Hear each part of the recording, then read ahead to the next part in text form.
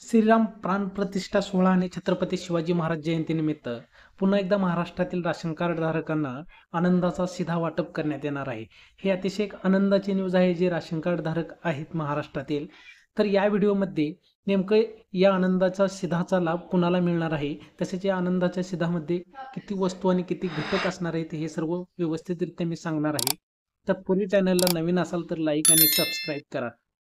श्रीराम प्राणप्रतिष्ठा सोहळा 22 जानेवारी तसेच छत्रपती शिवाजी महाराज जयंती 19 फेब्रुवारी या दोन्हीचं आनंदाचा संबंध साधून जयंतीनिमित्त 22 जानेवारीपासून साखर, खाद्यतेल, चणा डाळ, रवा, मैदा आणि पोहे या 6 घटकांचा समावेश असलेला आनंदाचा शिधा राज्यातील सुमारे 1.68 कोटी शिधापत्रिकाधारकांना मिळणार आहे आणि या निर्णयाला आज मंत्रिमंडळाने मान्यता सुद्धा देण्यात आलेली आहे. तर या आनंदाच्या शिध्यासाठी कोणते राशन कार्ड धारक पात्र आहेत हे बघा मित्रांनो.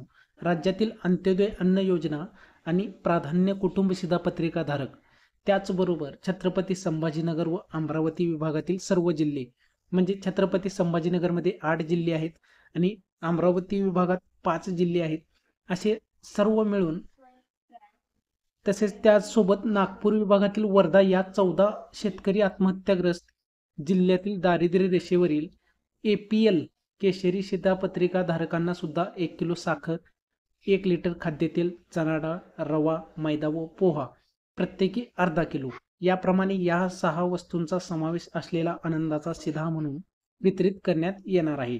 महाराष्ट्रातील जवळपास 14 जिल्ह्यातील शेतकऱ्यांना जे राशन कार्ड धारक आहेत, छत्रपती संभाजीनगरमध्ये 8 जिल्हे आहेत आणि अमरावती विभागात 5 जिल्हे आहेत आणि वर्धा जिल्हा, असे एकूण 14 शेतकरी आत्महत्याग्रस्त जिल्ह्यांना या आनंदाच्या शिध्याचा लाभ मिळणार आहे.